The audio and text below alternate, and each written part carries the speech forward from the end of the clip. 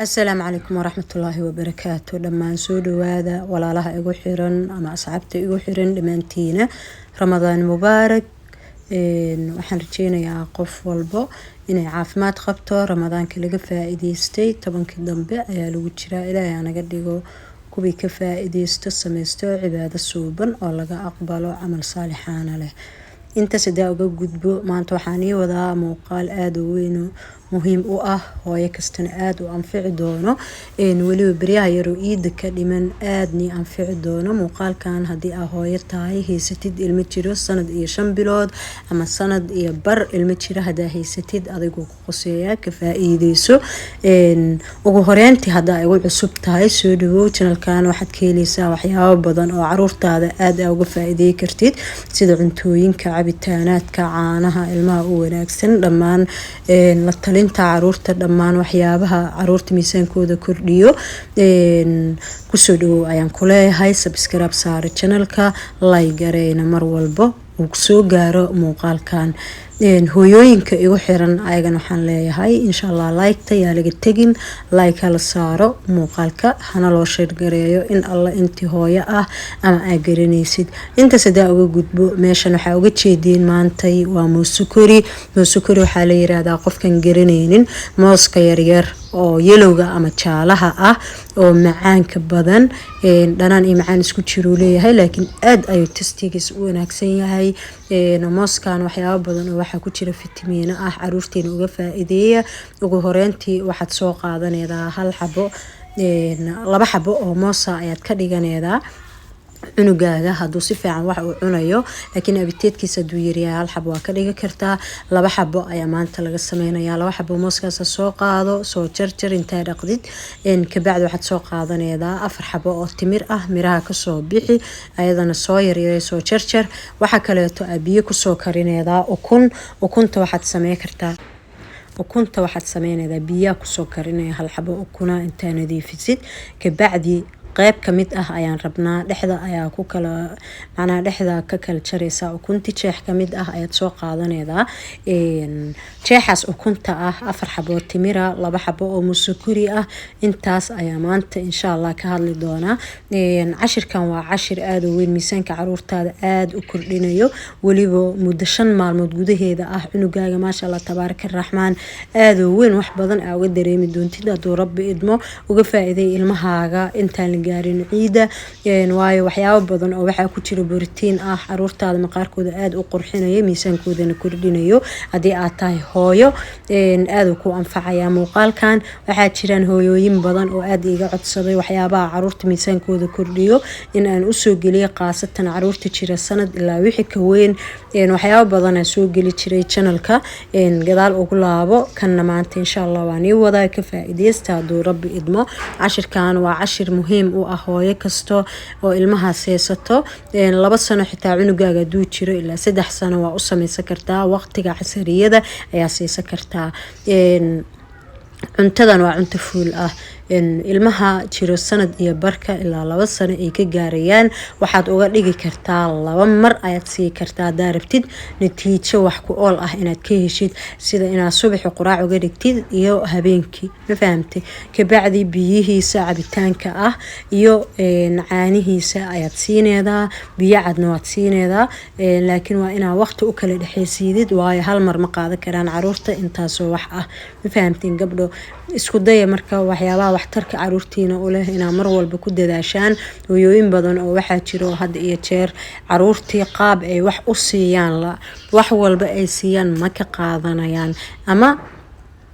cuntooyinka way siinayaan laakiin way ka caajisayaan oo wixii sii wadayaan malahan ka bacdi waxay ku dhahayaan abay waxa natiijo wanaagsan kama helin markii aad sii weydiidid waxay ku leeyihiin 2 maalin siinay hal maalin siiyay ama cunugu diiday ama afku isku dhigsanaa waxyaabahaas oo kale to waxyaabo waxa waaye badan natiijada aad ku gaari karin laakiin hadii habka ugu sahlan caruurtaada aad wax u siidid ma sha Allah tabaaraka raxmaan waxyaabo badan ayaad ka faa'iideysaa sida cunugaaga in aad siidid cuntada asagoo baahan ma fahamtay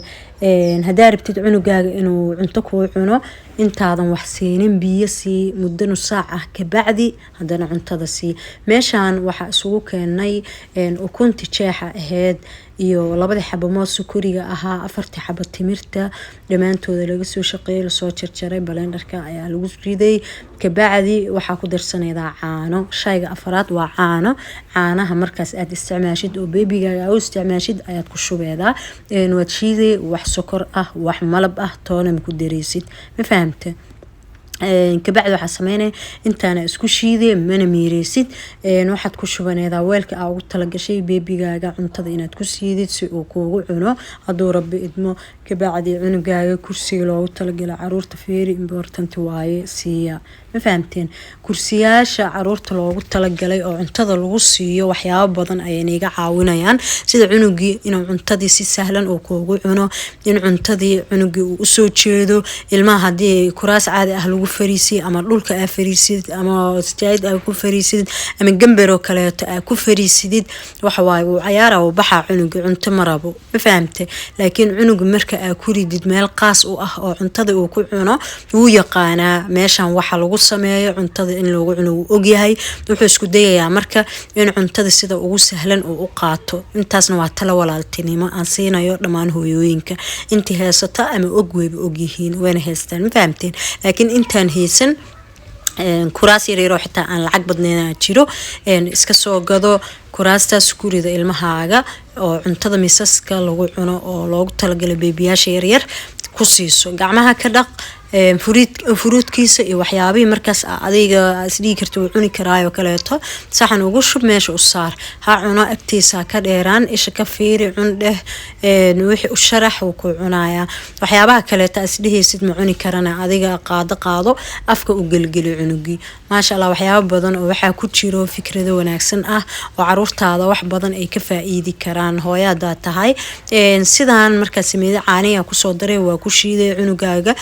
qoligiisa ayaa u shubanayda qaadada u gashanay waa siinayda nabta kaga hagaajinayda 2 waqti ayaadna siinayda waa subaxi iyo habeenkii waa 2 waqti ay caruurta miisaanka aad u weyn ay u koraan hadaa rabtid qof in aad miisaan ku kordhisid habeenka cashadiisa iyo subaxi quraacdiisa 2daas waqti ayaa laga saxaa hadii ay ka saxmaan maasha Allah wax badan ayaa jirkiisa iska bedelayo isku day marka inaad ka faa'iideysatid muuqaalkan dhammaan hooyooyinka waxa ugu talagalay heesta caruurtaas si ay uga faa'iideystaan ayaan cashirkan ugu soo diyaariyay maadaama ay jiraan hooyooyin badan oo cilado badan ay heestaan caruurtina aad miisaankooda daciif uga ah cataw badan uu soo yeerayo mar walba hooyooyinka ay leeyihiin waxyaabaha miisaan kordhiya caruurta noo soo geli cunugeyga caato waaye cunugeyga miisaankiisa eber waaye cunugeyga waa laga naxaa waxyaabahaas oo dhan ay ila soo wadaagaan gabdho badan waxaa ku jiro ayagana gabdho badan waxaa ku jiraan aad dadka ay u wareeriyeen sida dariskooda asxaabtooda oo kaleeto la dhahaayana cunugaaga soo yaal waa maxay naahiblaayo cunugaaga miisaankiisa eber uu noqday hooyada stress badana lagu furaa matoorka awood badana la saaraa ayadoo cariisan ama hadii kaleeto walwalsan ay ku soo wacee markaas ay ku leedahay saas ay heesato dadka xitaa niyad jab aad u balaaran ay ii geysanayaan maxaan sameeyaa